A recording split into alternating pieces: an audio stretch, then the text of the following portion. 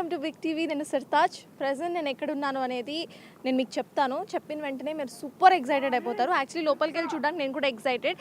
So ఈ month biggest block buster ఏంటి అంటే అందరికీ తెలుసు, దట్ ఇస్ కల్కి. సో కల్కి సెట్స్లో ఉన్నాము. అసలు సెట్స్ ఎలా ఉండిపోతుంది ఏంటి అనేది నాకు కూడా ఏం తెలియదు. నేను కూడా మీతో పాటే లోపలికి వెళ్ళి చూడాలి. ఆ ఎగ్జైట్మెంట్ నాలో కూడా మీరు చూడండి అండ్ మీరు ఎట్లా ఎగ్జైట్ అవుతారో మీరు కూడా చూదురు. So yes, let's go. ఇది కల్కి సెట్స్ అంటే ఇండోర్ సెట్స్ వేశారు. యాజ్ ఆఫ్ ఆల్ అందరికీ తెలుసు maximum shoots green mat and blue మ్యాట్లో జరిగిందని. ఎట్ మీరు అట్లా డిసప్పాయింట్ అవ్వదు. లోపల చాలా సెట్ ఉందంట. మరి చూసేద్దాం కదా. Let's go in side.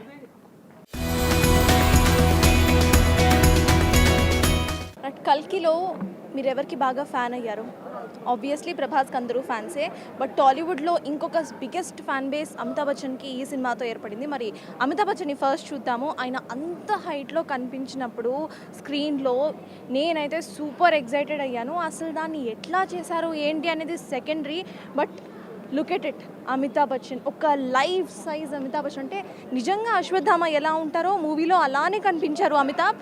ఇక్కడ మీరు చూడొచ్చు, ఆయన స్టాచ్యూ అక్కడ కనిపిస్తుంది. ది వే హీజ్ హోల్డింగ్, అంటే ఆ గంభీరత్వం మొత్తం కూడా అశ్వత్థామ క్యారెక్టర్ మీకు ఇక్కడ లైవ్లో మేము చూపిస్తున్నాం. చూడండి ఎంత క్లియర్గా, ఎంత నీట్గా ఆయన కనిపిస్తున్నారో. ఇది అట్ ద సేమ్ టైం మనం అటువైపు చూసుకుంటే సెట్స్లోనే ఉన్నాం ప్రజెంట్. మీరు మొత్తము ఇంటర్వెల్ సీన్కి ముందు కనుక మీరు చూసుకుంటే కంప్లీట్గా కూడా బుజ్జి, బ్రహ్మానందం గారు, ప్రభాస్ గారు వీళ్ళే కనిపిస్తారు. సో ఆ సెట్స్లో మనం ఉన్నాము. ఆ సెట్స్ని కూడా ఇప్పుడు ఒకసారి చూద్దాము. సో ఇదే ఆ సెట్. కల్కి సెట్స్ చూడాలంటే ఫస్ట్ ప్రభాస్ ఉన్న ఆ ఇంటిని కూడా చూడాలి, ఆ తర్వాత బుజ్జిని కూడా చూడాలి అండ్ కళ్ళు కొట్టిని కూడా చూడాలి.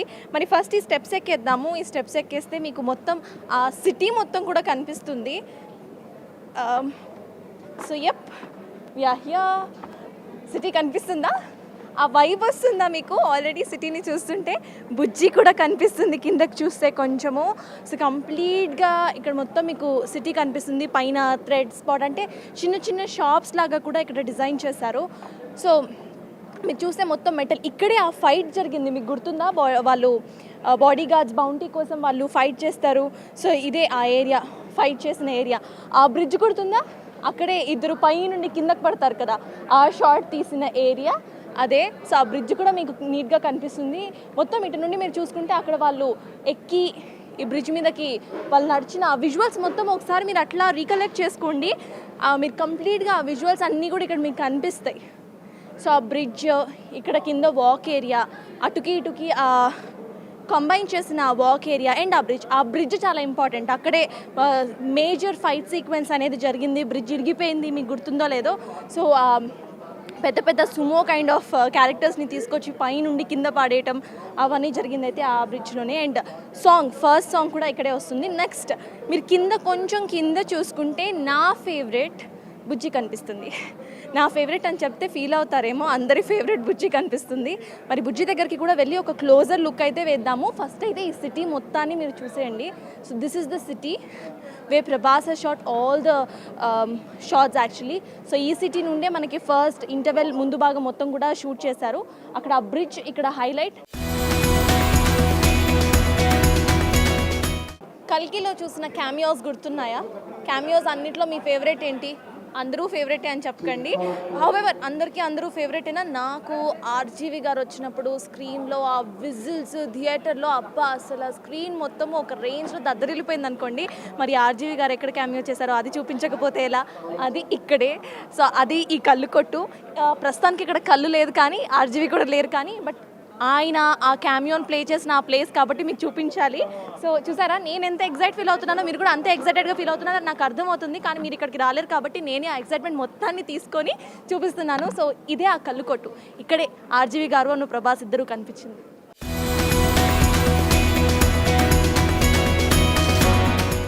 భైరవ నాకు బాడీ ఇవ్వవా అని బుజ్జి అడిగింది చూడండి. అప్పుడు మన భైరవ బుజ్జికి బాడీ ఇచ్చింది ఇక్కడే. సో ఇదే మీరు ఏమన్నా చెప్పండి, లైక్ ఆ షెడ్ అని చెప్పండి, లేకపోతే వాట్ ఎవర్ ఇట్ ఈస్, ఇక్కడే మొత్తం మీరు చూస్తున్నారు కదా. ఇక్కడే బుజ్జి తయారైంది ఇక్కడే. బేసికలీ రియల్గా తయారైంది ఇక్కడ కాకపోయినా కూడా మన సినిమాలో బుజ్జికి బాడీ వచ్చింది మాత్రం ఇక్కడే. ఆ తర్వాత అశ్వత్థామతో పెద్ద ఫైట్ ఉంది. ఆ ఫైట్ కోసం బుజ్జిని ఇంకా ఇంకా సూపర్గా రీమోడల్ చేసి తీసుకువెళ్ళింది కూడా ఈ షెడ్ నుండే. ఇది కూడా ఇంకో షెడ్. ఫస్ట్లో ఒక వెహికల్ వచ్చింది కదా, ఆ వెహికల్ రిపేర్ చేసిన ఆ విజువల్స్ అన్నీ తీసింది ఈ సెట్లోనే. ఆ వెహికల్ పార్ట్స్ కూడా కొన్ని మనం ఇక్కడ చూడొచ్చు, ఆ వెహికల్ని అక్కడ చూడొచ్చు. సో ఇక్కడ ఆ వెహికల్ని రిపేర్ చేసిన ఆ షెడ్, ఆ వెహికల్ పార్ట్స్ కొన్ని చూస్తున్నాం. అండ్ ఇదే ఆ వెహికల్. సో ఇది ఆ వెహికల్ అండ్ అది ఆ షెడ్. ఇందాక చూసిందేమో బుజ్జిని రిపేర్ చేస్తున్న షెడ్. ఇప్పుడు ఇందాక నుండి బుజ్జిని చూడాలి అంటున్నాను, కానీ తీసుకెళ్ళడం లేదు. ఇప్పుడు పక్కా తీసుకెళ్తాను. సో ఇంకా వెయిట్ లేదు, డైరెక్ట్ అక్కడికే. Let's go. బుజ్జి దగ్గరకు వచ్చేసాము. ఇందాక నుండి బుజ్జి అని చెప్పి ఫైనలీ విఆర్ ఎట్ బుజ్జి. అయితే ఇక్కడ ఉన్న బుజ్జి ఇంకా ఫుల్లీ మోడిఫైడ్ బుజ్జి కాదు, సగం అంటే రిపేర్ చేసి మోడిఫై చేసిన కొంచెం బుజ్జి అనమాట.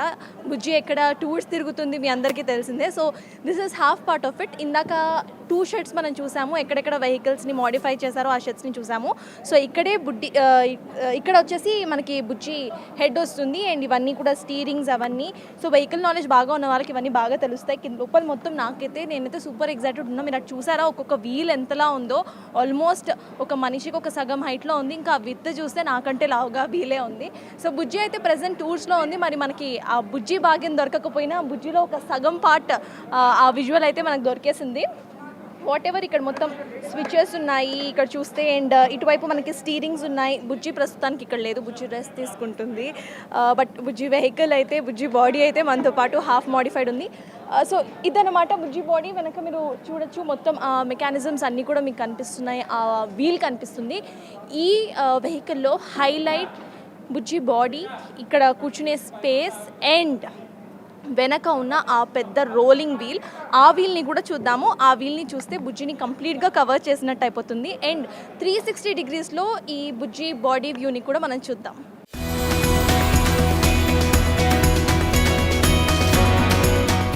నా చేతిలో ఉన్న కర్ర ఏంటో మీకు గుర్తొచ్చుంటుంది. ఇది అశ్వత్థామ చేతిలో ఉన్న కర్ర. లాస్ట్లో కరుణుడి చేతిలోకి వెళ్ళిన తర్వాత ప్రభాస్ ఒక ట్విస్ట్ చూపించే ఆ కర్ర ఇదే. సో ఇంకా ఇవి చాలా ఉన్నాయి ఇక్కడ.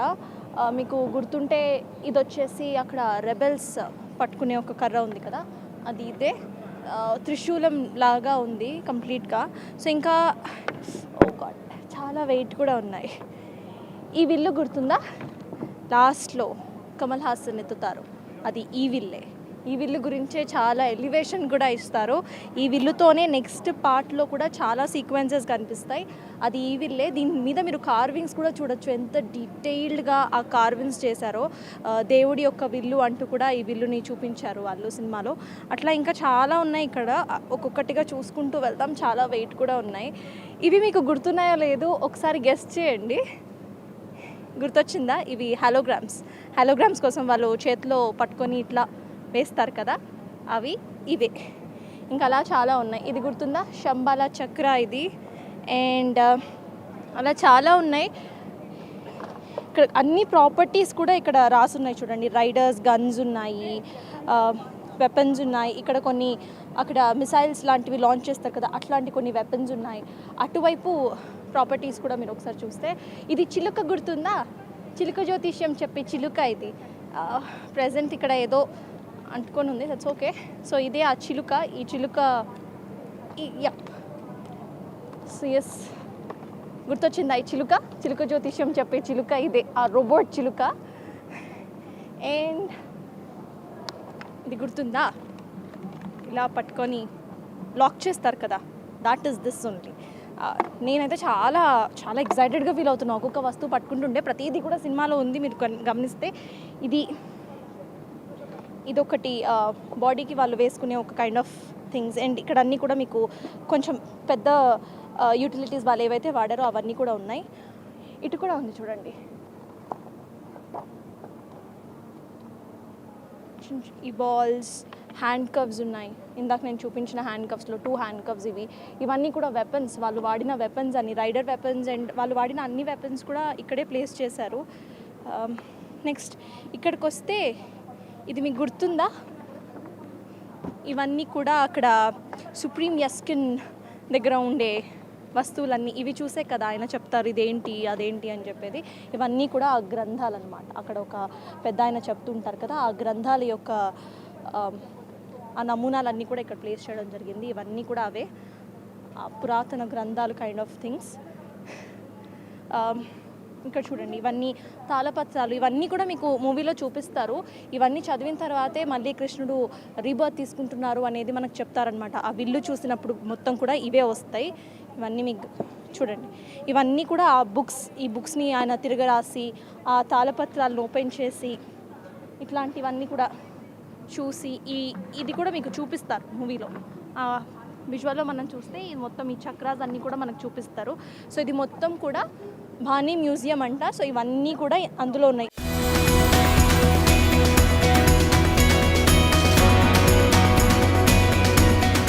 వెనక మొత్తం కూడా వెహికల్స్ ఉన్నాయి.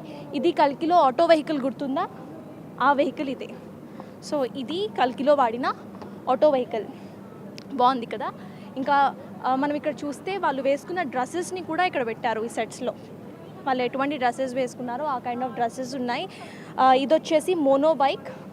ఈ బైక్ వాళ్ళు వాడతారు కదా, అక్కడ వచ్చే బౌంటీ కోసం వచ్చేటప్పుడు వాడతారు కదా, అవన్నీ మోనో బైక్స్ ఉన్నాయి. ఇంకొంచెం అటుగా వెళ్దాము. కైరా లాస్ట్లో ఎందుకు చచ్చిపోయింది అని చెప్పి ఇన్స్టాలో ఫ్యాన్స్ అసలు నార్మల్గా పోస్ట్ చేయట్లేదు. ఓకే, ఇది కైరా వాడిన బైక్ ఇదే. గుర్తుందా ఈ బైక్? ఆ హ్యాండిల్స్ గుర్తున్నాయా? తను ఇలా ఇలా ఇలా వెళ్ళే ఆ బైక్ ఇదే అనమాట. ఫ్రంట్ లుక్ చాలా బాగుంది. ఒకసారి ఫ్రంట్ లుక్ చూస్తే మీకు అర్థమవుతుంది. ఆ బ్లూ అండ్ వైట్ కలర్స్తో ఈ బైక్ని చాలా బ్యూటిఫుల్గా డిజైన్ చేశారు. ప్రతిదీ కూడా అంటే పార్ట్ టు పార్ట్ మనం చూస్తే ఓకే, నిజంగా ఇటువంటి బైక్స్ ఫ్యూచర్లో ఇలానే ఉంటాయా అనే తట్టు ఒక కొత్త ప్రపంచానికి కలికి తీసుకెళ్ళింది. అవన్నీ కూడా ఇక్కడ ప్లేస్ చేశారు.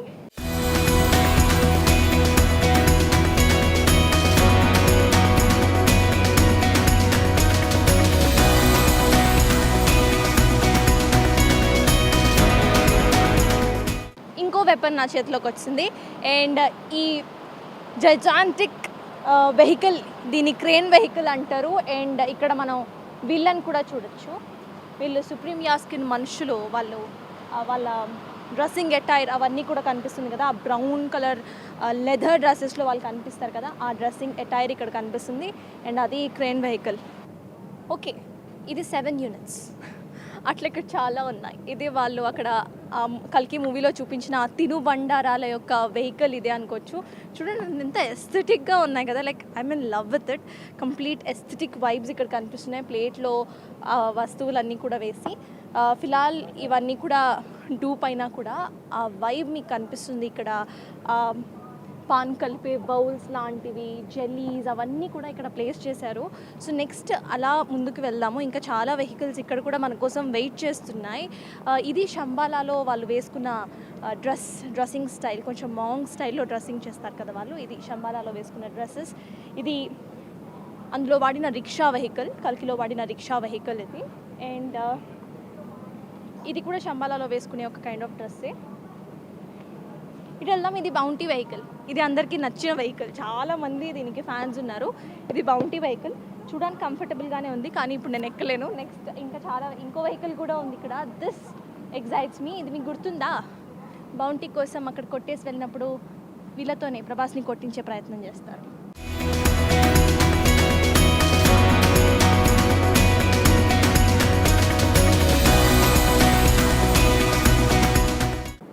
ఇది లాస్ట్లో కల్కి మూవీ ఎండ్ అయ్యే టైంకి దీపికాని తీసుకెళ్లే వెహికల్ ఇది. What it. సో చూసాం కదా, ఇవన్నీ కూడా గార్డ్స్, అట్లా డిఫరెంట్ కైండ్స్ ఆఫ్ వెహికల్స్ మూవీలో ఎక్కడెక్కడ ఏ వెహికల్ వాడారో అవన్నీ కూడా ఉన్నాయి. ఇది శంబాలాలో వాడిన వెహికల్. అట్లా చాలా వెహికల్స్ కూడా ఇక్కడ ప్లేస్ చేశారు. మనం నెక్స్ట్ ఇంకో సెట్కి కూడా వెళ్దాము. ఇందాక బుజ్జిని చూసాము, ఇక్కడ డిఫరెంట్ వెహికల్స్ని చూసాము. కల్కి ఈజ్ నాట్ ఓన్లీ అబౌట్ బుజ్జి. ఇక్కడ ప్రతి వెహికల్ కూడా చాలా యూనిక్ డిజైన్స్తో చేశారనమాట. ఫ్యూచర్లో ఎలా ఉంటాయి, ఒక ఫ్యూచరిస్టిక్ థాట్తో ఈ వెహికల్స్ని మోడల్ చేయడం కానివ్వండి. అండ్ ఫ్యూచరిస్టిక్ థాట్తో పాటు ఈ వెహికల్ని మీరు చూస్తే మీకు అర్థమవుతుంది, కొంచెం ఆ మహాభారతం సీక్వెన్స్ని కూడా తీసుకొని ఆ ఎస్థెటిక్ వైబ్స్ని కూడా ఫ్యూచర్లో ఎట్లా వాడారు అనేది మొత్తం కూడా ఇక్కడ రోబోట్స్ కనిపిస్తూనే ఒక రోబోటిక్ వెహికల్. ఎట్ అది ఏ దేవుళ్ళు వాడిందో అంటే మనం మూవీస్లో చూస్తూ ఉంటాం కదా, రాక్షసులు వాడిన వెహికల్. అట్లా వెహికల్స్లోనే ఒక లాంగ్వేజ్ని చూపించారు నాగశ్విన్. సిఎస్ నా చేతిలో ఏముందో తెలుసా? This is a weapon. ఇప్పుడు పని చేయదు. సిఎస్ ఇట్లా అంటే మూవీ అనేది ఒక లాంగ్వేజ్, ప్రతి ఒక్క సీన్ కూడా మాట్లాడాలి. ఇక్కడ సీనే కాదు, వెహికల్స్, వెపన్స్ అన్నీ కూడా ఇక్కడ మాట్లాడితే ప్రతి ఒక్కటి కూడా it's not only about Prabhas, Deepika Padukone, Kamal Haasan, Amitabh Bachchan, ప్రతి ఒక్కటి ఇక్కడ ప్రతి ఒక్కటి ప్లేస్ చేసింది కూడా ఒక మంచి అంటే దాని మీద ఒక నాలెడ్జ్ని పెంచుకొని దాని మీద మంచిగా స్టడీ చేసి ఇక్కడ వీటన్నిటిని కూడా ప్లేస్ చేస్తారు. ఇవన్నీ కూడా మూవీకి చాలా హెల్ప్ చేశాయి. వీటికి కూడా ఒక లాంగ్వేజ్ ఇచ్చారు Nag Ashwin. That is a fabulous work done by him. So yes, ఇప్పుడు ఇంకో సెట్కి వెళ్దాము. ఆ సెట్ చూస్తే మీరు మెస్మరైజ్ అయిపోతారు. అటు కూడా వెళ్ళి ఒకసారి చూసేద్దాం.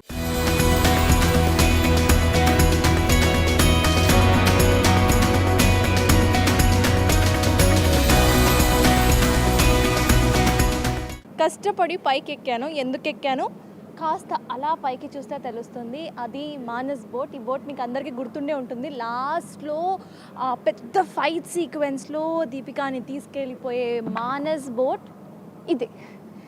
ఇక్కడ నుండి పార్ట్ 2 స్టార్ట్ అవుతుంది. సో ఈ బోట్ మీకు ఎగ్జాక్ట్గా కనిపిస్తుందో లేదో నాకు అర్థం కావట్లేదు, బట్ ఇక్కడ నుండి చూడడానికి మాత్రం ఇట్ లుక్స్ ఫ్యాబ్యులస్. కంప్లీట్ అక్కడ దాని మీద ఆ చిన్న చిన్న డీటెయిలింగ్ కూడా మీరు చూడొచ్చు. ఆ బోట్ కూడా ఫ్లయింగ్ వేలో ఉంటుంది కాబట్టి దాని పైననే అట్లా పెట్టారనమాట. మీకు కనిపిస్తున్నట్టు ఉంది. కొంచెం అట్లా పైకి ఒక లుక్ వేసి చూడండి. సో ఇది లాస్ట్లో మనకు వచ్చే ఆ మానస్ బోట్ ఇదే అనమాట.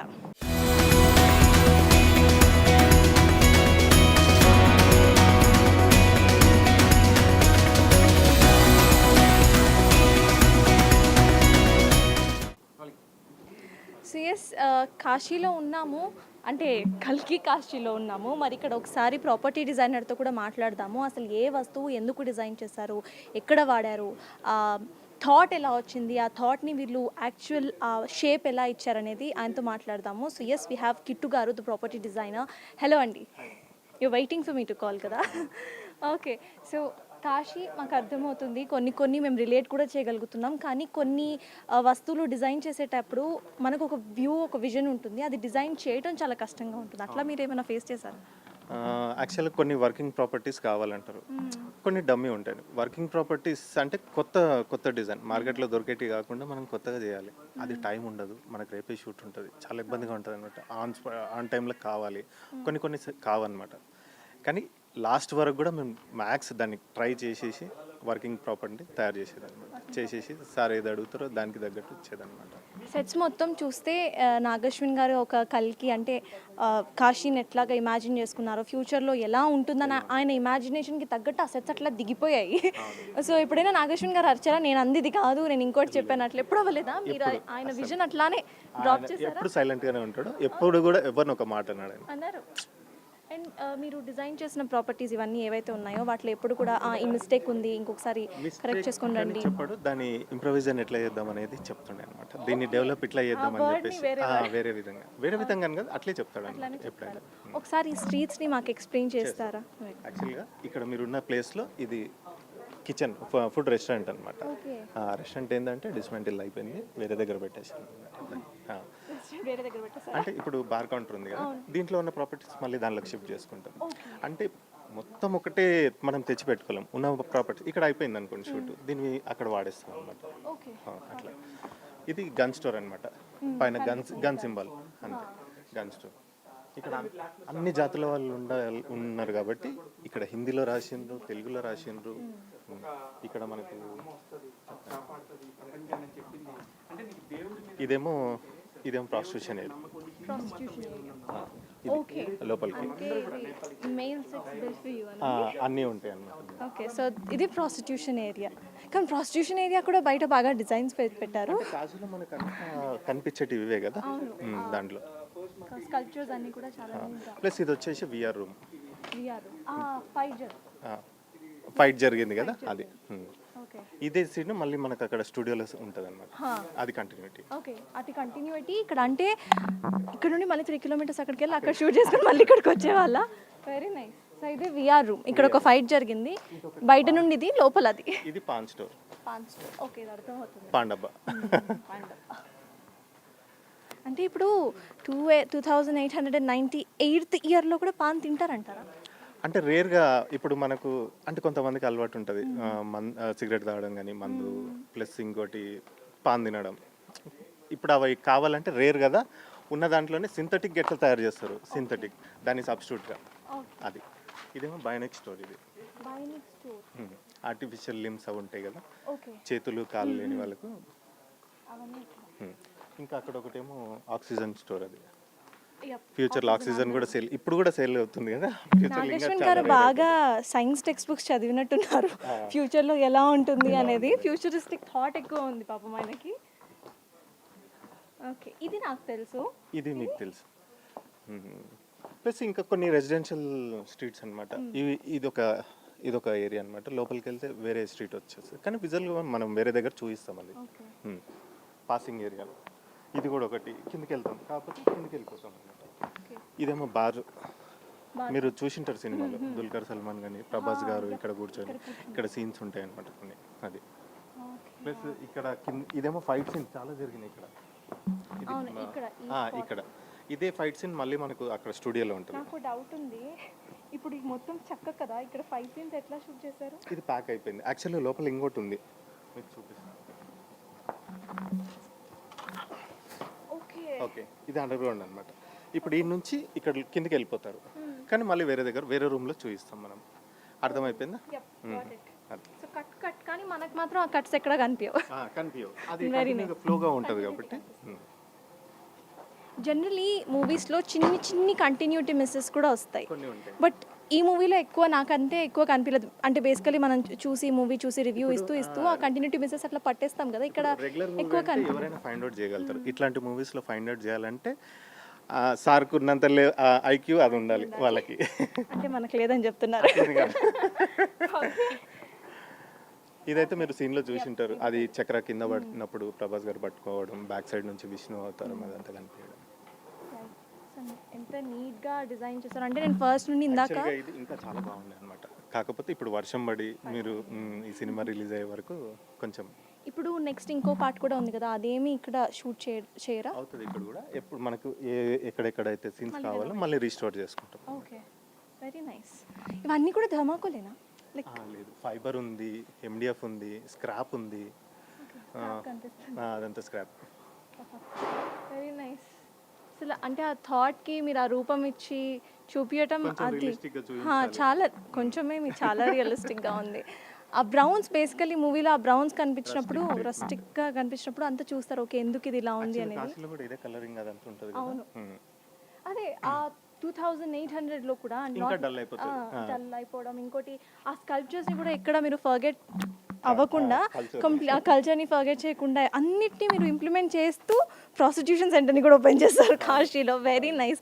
అంటే ఆ థాట్ని మెచ్చుకోవాలి కదా. అవునండి. ఫస్ట్ టైం మీకు వచ్చి ఆ థాట్ ప్రాసెస్ మొత్తం చెప్పినప్పుడు మీరేమనుకున్నారు, మీరు ఎలా ఫీల్ అయ్యారు? ఒకరోజు యాక్చువల్గా సఫర్ అయ్యేది ఏంటంటే ఎట్లా ఇంప్లిమెంట్ చేయాలనేది. ఎందుకంటే సార్కున్న థాట్ అదంతా మనకు కూడా రావాలంటే మనం అంత ఆలోచించాలి. ఆయన లెవెల్ పోయి మనం ఆలోచిస్తే కానీ అప్పుడు అవుట్పుట్ రాదు. అది అయితే రీచ్ అయ్యారనమాట.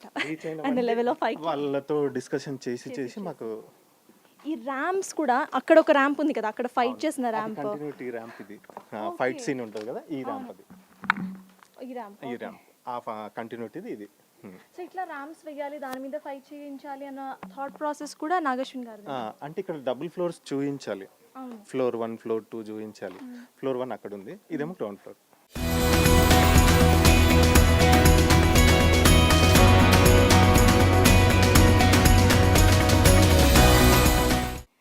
చూసారు కదా కల్కి సెట్స్. కాశీ యొక్క ఆ స్ట్రీట్స్ని మనం చూసాము. కంప్లీట్గా కల్కి సెట్ ఎలా ఉందో ఆ విజువల్ ట్రీట్ మనం కల్కి మూవీ చూసాము. అండ్ ఇవాళ సెట్స్లో కూడా ఆ విజువల్ ట్రీట్ మనకు వచ్చింది.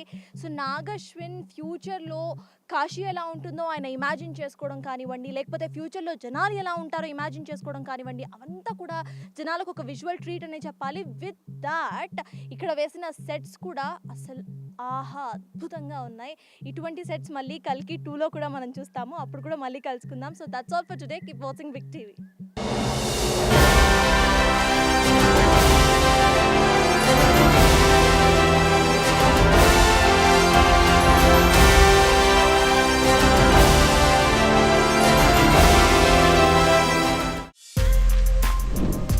For more videos like this, subscribe Big TV channel.